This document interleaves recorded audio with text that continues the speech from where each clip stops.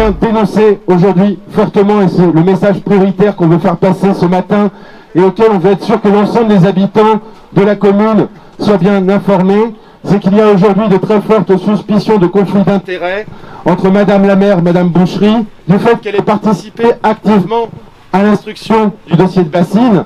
Vous aurez peut-être vu dans les détails qu'elle a eu l'intelligence de ne pas signer le permis d'aménager. Elle a néanmoins participé à toutes les phases amont de mise en place de ce projet, et qu'évidemment c'est discutable, ou en tout cas pénalement attaquable, puisque par ailleurs, il se trouve que le GAEC EOL, dont elle est membre à part entière, qui regroupe en son sein 5 membres de la famille de Madame Boucherie, est un des bénéficiaires directs de cette méga bassine en cours de construction.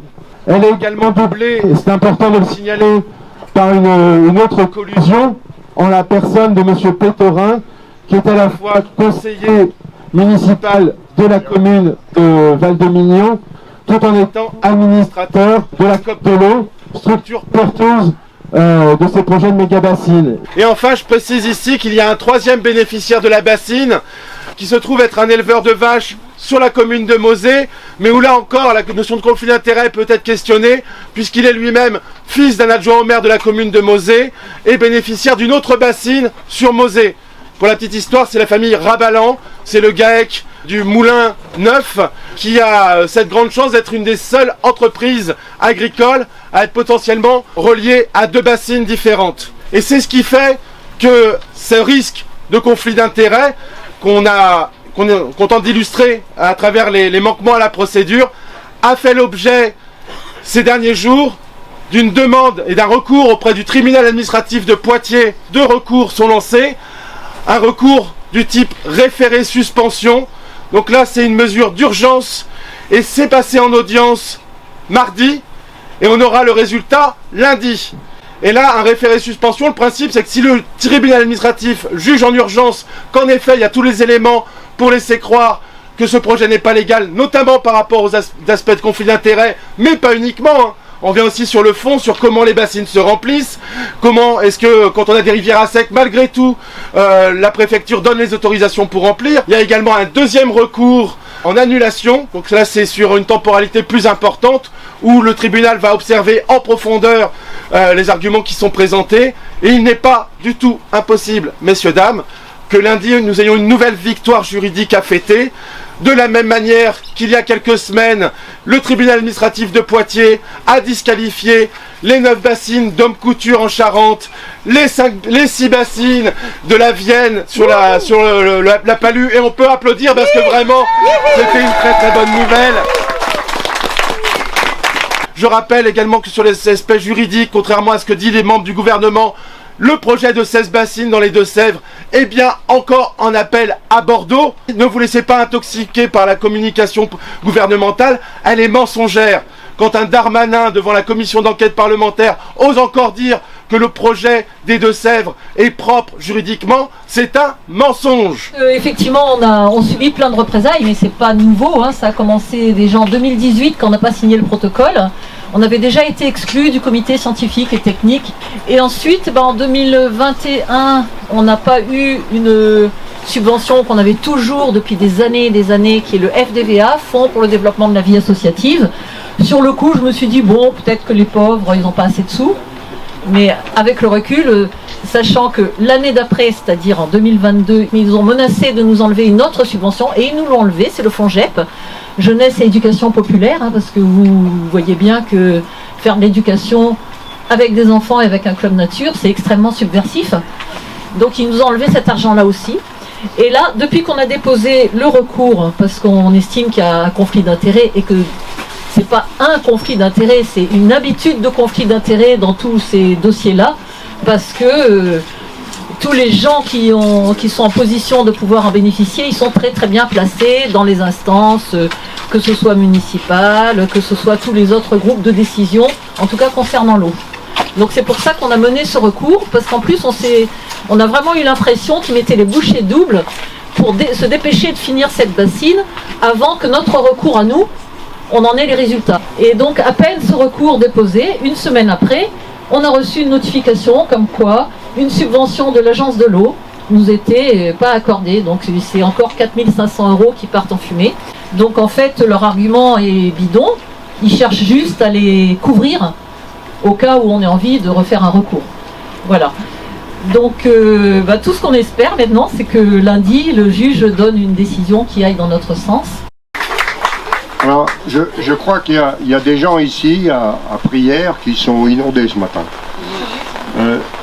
On passe, vous le voyez, on passe d'une situation d'assèchement total des sols à des situations où, là, quand on va se promener, là, on voit l'eau sur les champs partout.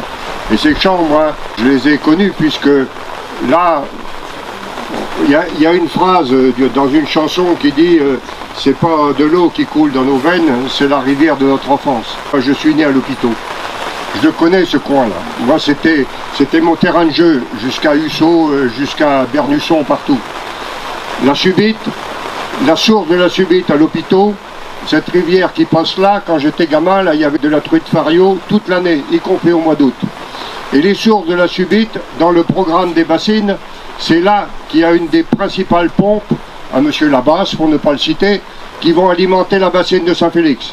Et la seconde pompe, c'est celle qui est à Bois sur le Bévandier. Et ces deux ruisseaux, ces deux rivières, elles alimentent le Mignon. On a aujourd'hui sous les yeux les conséquences de ce modèle agricole qu'on dénonce et qui aboutit aujourd'hui aux bassines.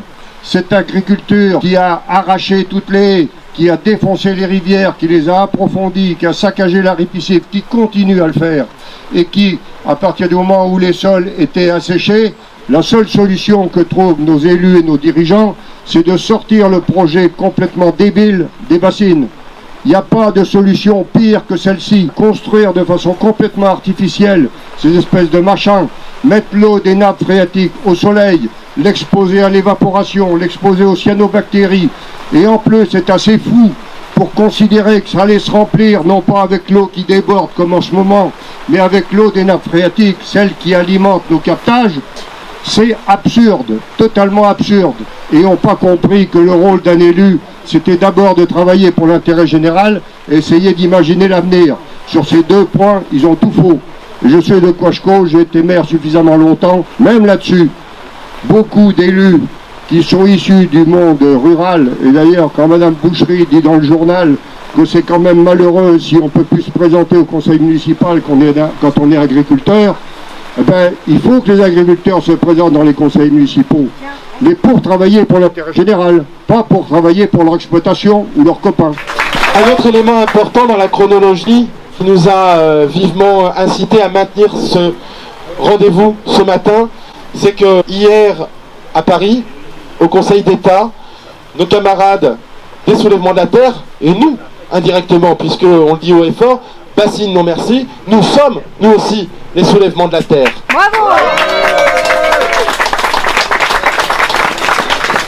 Et donc il y avait une audition au Conseil d'État pour un jugement sur le fond de maintenir ou non la dissolution des soulèvements de la terre.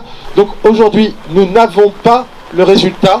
Néanmoins, ça nous paraissait fondamental de passer aujourd'hui ce message clair à l'échelle des Deux-Sèvres, que dissolution ou pas dissolution, nous continuerons d'agir, nous continuerons de nous battre pour sauver nos territoires, nous continuerons de nous battre pour sauver l'eau, pour lutter contre l'accaparement des terres et l'artificialisation des sols. Nous sommes les soulèvements de la terre! Nous sommes tous les soulèvements de la terre! Nous sommes tous les soulèvements de la terre! Nous sommes tous les soulèvements de la terre! Pas facile! En prière! Ils ont atteint les barrières, on va leur mettre la misère! Comme on n'est pas encore tout à fait sûr que cette bassine soit désignée illégale, et qu'il va falloir attendre ce lundi, on va pas forcément enclencher le chantier de démontage et de remise en état tout à fait aujourd'hui.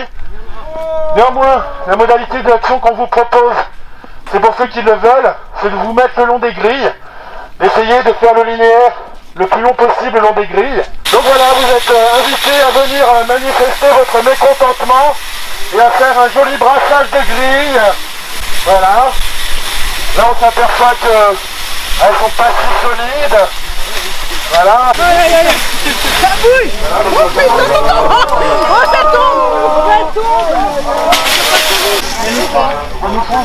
C'est la photo bar. Ça va faire la vague.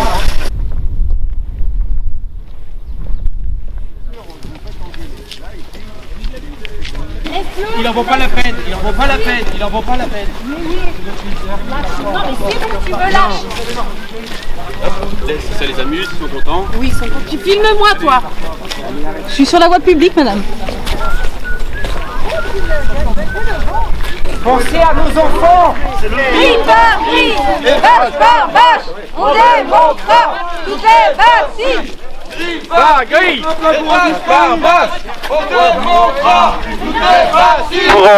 Pour réinformer tout le monde du passage qu'on vient de faire, c'est une des raisons pour laquelle on voulait aussi rentrer et se mouiller un petit peu les pieds. On vient de passer à la ferme du Grand Cercou, qui est la ferme de la famille Pétorin. Monsieur Pétorin, c'est le monsieur qui avait les lunettes là, et sa femme qui vivait très mal notre passage sur la voie publique. En fait, la famille Pétorin est une des 3 exploitations bénéficiaires de la méga bassine de Prières. Et monsieur Pétorin se voit attribuer un volume de 70 000 m3. Donc là, vous divisez par 50 m3 et ça vous donne le nombre d'habitants. Ça fait équivalent de 1400 habitants. Et donc il se trouve que monsieur Pétorin est à la fois conseiller municipal à la commune de Val-de-Mignon, c'est un collègue de madame Boucherie, et également un des administrateurs, parfois porte-parole de la société anonyme de la coopérative de l'eau. De moins en moins porte-parole parce que le débat c'est pas son fort. À chaque fois qu'on a affaire, il se prend des tannés et du coup il veut plus venir, il veut plus discuter avec nous, il refuse tous les débats. Donc vous avez vu un petit peu l'accueil. La volonté à notre niveau était de ne pas provoquer, de passer. On est dans notre bon droit à passer ici, donc vous voulez passer là. Voilà. Voilà.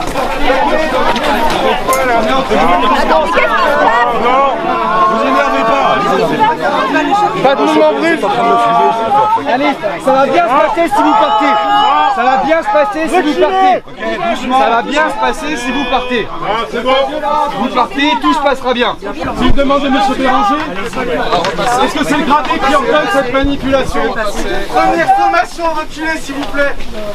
Monsieur Béranger, c'est votre objectif d'interpeller notre camarade? Attendez, je sais pas ce qui se passe. D'accord. Le cache-cou en fait. Vous ne le prendrez pas? Donc en fait c'est quelqu'un qui commet une infraction. Très bien. Eh ben, elle a été notifiée, vous serez l'identifié, vous ne partirez pas avec lui. Et bien en fait le problème c'est qu'il est masqué. Ah oui, mais on est en c'est un problème. il n'y a pas de problème. Ah, on Il a n'y a aucun souci. Vous n'interpellerez pas. C'est quoi le motif d'interpellation? Il a commis une infraction. Quelle infraction? Moi aussi. Moi aussi, il a fait j'ai une commis. dégradation. Moi aussi, j'ai commis une infraction. Tag sur un bien public. Ouais. Et quand est-ce que vous interpellez la mairesse pour conflit d'intérêts? Quand est-ce que vous faites le... Mais c'est la même chose, c'est ça qui génère. Et là-bas, le chantier, il est illégal. C'est à mettre en regard. Alors, quand est-ce que vous intervenez? Donc votre camarade, vous le protégez. La bassine est une infraction. Vous protégez la bassine. Comme nous protégeons nos rivières, comme nous protégeons la démocratie, absolument. Vous protégez Tout à la fait. Du même bassine acabit. qui est illégale.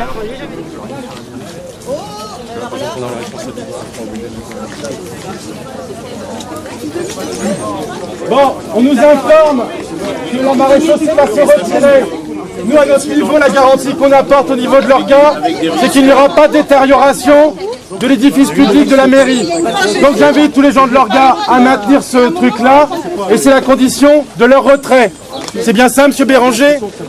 Très bien. On reste comme on était, là, on est en observation.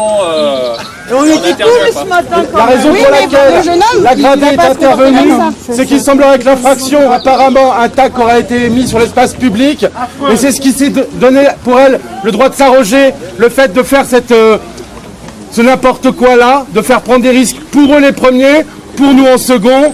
Ça n'est pas ce qui va être retenu, ça n'est pas l'arbitrage, on s'en tient à ça, et on va ranger tranquillement, boire un coup, et s'en retourner chez nous, en faisant en sorte de repartir, faire en sorte que le dernier parti ne soit pas tout seul. On est parti ensemble, on repart ensemble.